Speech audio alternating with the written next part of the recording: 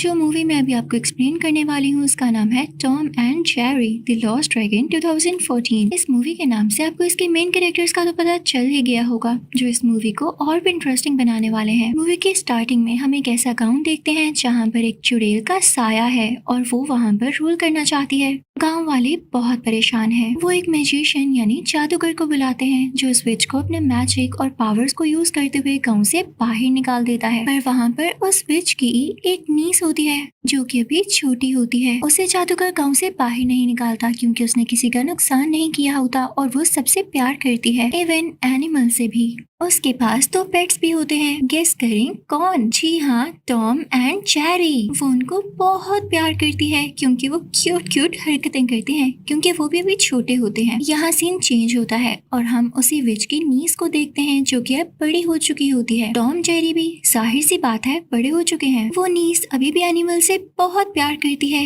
Even वो अपने घर को भी एनिमल्स के लिए शेल्टर होम बना देती है। अब एक दिन उसे पड़ जाता है कोई काम और उसे बाहर जाना पड़ता है। घर में वो टॉम एंड जेरी से कहती है कि मैं जरा बाहर जा रही हूँ तो तुम लोगों को घर का ध्यान रखना होगा। अब वहाँ पर टॉम एंड जेरी के अलावा एक वाइल्ड पिग भी होता है। वो वाइल्ड पिग तो बहुत गुस्से वाला होता है और अभी भी उसको गुस्सा आ जाता है तो वो कंट्रोल ही नहीं हो पाता। वो घर से निकलने की कोशिश करता है, इवन दरवाजा तोड़ने की भी, लेकिन टॉम और जेरी उसे कंट्रोल करते हैं। अब उस विच की नीस गाँव में एक फेस्टिवल पर जाती है जहाँ पर वो देखती है कि एक डंकी के पाँव में कील लग गया है। वो बेचारा गधा चिल्लाने लगता है और इधर उधर भागने लगता है। नीस के दिल में रहम आ जाता है, यानी उसे उसके लिए बुरा लगता है, तो वो फौरन से उसके पाँव से उस कील को बाहर निकाल देती है। विलेजर्स तो ये देख के काफी हैरान हो जाते हैं क्योंकि उन्हें लगता था कि इस विच की नीस इसी जैसी होगी, पर ये क्या, ये तो बहुत अच्छी है। इसके दिल में तो जानवरों के लिए भी प्यार है। विच की नीस भी बहुत खुश हो जाती है कि फाइनली विलेजर्स ने उसे पसंद करना शुरू कर दिया है। लेकिन तभी वहाँ पे एक मिसहैप हो जाता है। वो वाइल्ड पिग गुस्से से भरा होता है, वही कार्निवल में आ जाता है और वहाँ की हर चीज डिस्ट्रॉय करने लगता है। लोग दोबारा से कहते हैं कि विच की नीस है ही बुरी, इसी ने इस पिग को रखा हुआ था और इसने कार्निवल खराब कर दिया है। सब लोग उसे बातें सुनाने लगते हैं। उसे बहुत बुरा लगता है, वो रोने लग जाती है कि उसका इंटेंशन और नीयत साफ थी, तो इस वक्त ही ऐसा क्यों हुआ। जब विलेजर्स के सामने उसकी इमेज अच्छी बनी थी, वो घर आ जाती है और जमीन पर सर रख के दोबारा से रोने लगती है। टॉम और जेरी उसके पास आकर उसे चुप करवाते हैं। वहाँ पर बाकी छोटे छोटे एनिमल्स भी आ जाते हैं। अब ये सब मिलकर डांस करने लगते हैं और काफी खुश हो जाते हैं, जिससे उस नीस की तबीयत भी ठीक हो जाती है। अब उधर जंगल में हम 3 स्ट्रे कैट्स को देखते हैं जो कि कुछ ढूंढ रही थी। वो एक पर्ल शेप्ड एग को ढूंढ रही थी। अब मैप को फॉलो करते करते ये तीनों कैट्स उसी जगह पर आ जाती हैं और ट्रेजर देखकर बहुत खुश होती हैं। तभी उन्हें वहाँ पर वो पर्ल शेप्ड एग दिखाई देता है तो वो उसे उठा लेती हैं। लेकिन तभी वहाँ पर सब चीजें हिलने लग जाती हैं और एक फायर ड्रैगन आ जाता है। वो उन पर फायर फेंकने लगता है और फिर उनका पीछा भी करता है। फायर की वजह से उन कैट्स का बैग यानी सैक डैमेज हो जाता है और पर्ल एग मूव करते करते एक नदी में चला जाता है, एक लिली पैड के ऊपर। अब वो लिली पैड भी मूव करने लगता है, पता नहीं अब वो कहाँ चला जाए। उधर विच की नीस के घर में टॉम और जेरी लड़ाई कर रहे होते हैं तो विच की नीस उनको काम पर लगाती है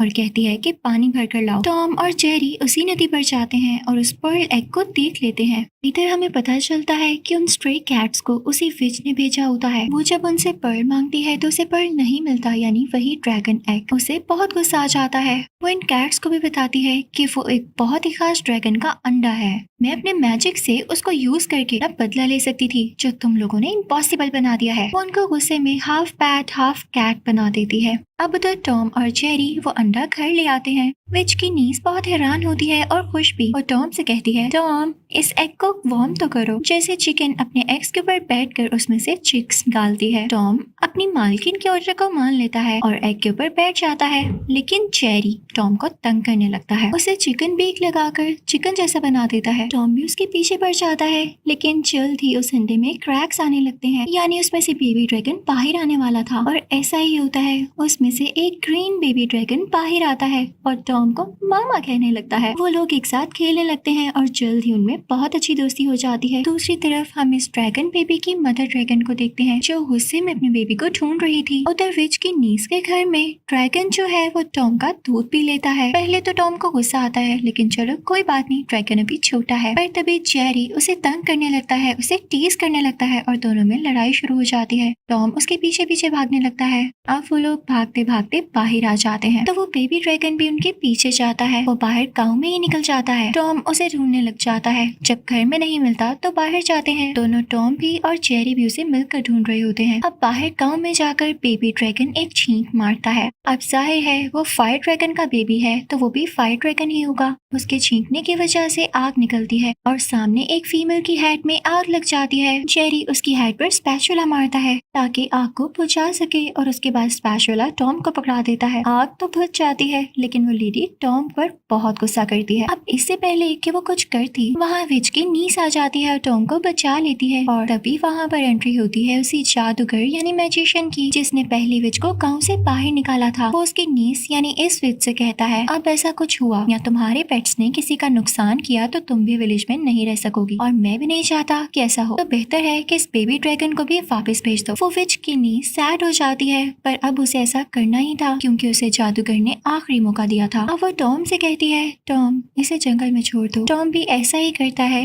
लेकिन वो बेबी ड्रैगन टॉम को मामा कहता था। वो उसे कैसे जाने दे सकता था। टॉम जब उसे जंगल में छोड़ता है तो वो टॉम के पीछे पीछे फिर से आने लगता है। टॉम उसे ट्री के साथ बांध देता है लेकिन चेरी भी वहाँ पर आ जाता है। आकर वो ड्रैगन की रस्सी खोल देता है क्योंकि उसने हर वो उल्टा काम करना होता है जिससे टॉम तंग हो बेचारा। अब की बार तो टॉम उसे भी बांध देता है पर वो अपने तेज दांतों से रस्सी काट देता है जिसके बाद वो दोनों यानी चेरी और वो बेबी ड्रैगन फ्री हो जाते हैं। पर वहाँ पर तीनों बैट कैट्स भी आ जाती हैं। टॉम ये देखता है तो फौरन एक दरख्त के पास जाता है और उसकी एक शाख यानी ब्रांच को खींचता है और जब वो उसे छोड़ता है तो वो उन कैट्स को जाकर लगती है। अब टॉम और चेरी उस बेबी ड्रैगन को उनसे छीनते हैं और उसे लेकर भाग जाते हैं। वो लोग उसके साथ एक कार्ट में बैठ जाते हैं और सक्सेसफुली बच जाते हैं। अब उधर विच की नीस काफी परेशान हो रही होती है कि इतनी रात हो चुकी है और ये लोग लौटे ही नहीं। तो वो मैजिशियन के पास जाती है उसे ये बताने के लिए कि मैंने बेबी ड्रैगन को वापस भिजवा दिया था लेकिन मेरे पेट्स अभी तक नहीं आए। पर ये क्या, वहाँ पर तो विच भी आ जाती है। सब लोग उसे देख के डर जाते हैं लेकिन वो विच और भी ज्यादा बुरी बन चुकी थी। वो वहाँ पर अपना मैजिक करने लगती है और सामने बहुत बड़ी मदर ड्रैगन आ जाती है जो कि उसी बेबी ड्रैगन की मदर थी। वो विच उससे कहती है मुझे अपना बेबी दे दो। तभी विच के हाथ में वो बेबी ड्रैगन आ ही जाता है क्योंकि उसने मैजिक किया होता है। लेकिन कोई भी मदर अपना बेबी किसी विच को कैसे दे सकती है। इसका मतलब ये था कि जो मदर ड्रैगन उसने बुलाई थी वो असली नहीं थी बल्कि उसके मैजिक की वजह से वहाँ आई थी। पर अब तो वो चुड़ैल बेबी ड्रैगन को लेकर जा चुकी थी। विच की नीस को बहुत गुस्सा आता है और वो उसके पीछे जाने लगती है। वो भी एक कार्ट में बैठ जाती है पर विच उस बेबी ड्रैगन को ऐसी जगह पर ले जाती है जहाँ पर वो अपना मैजिक कर सके। उसके गले में एक जेम था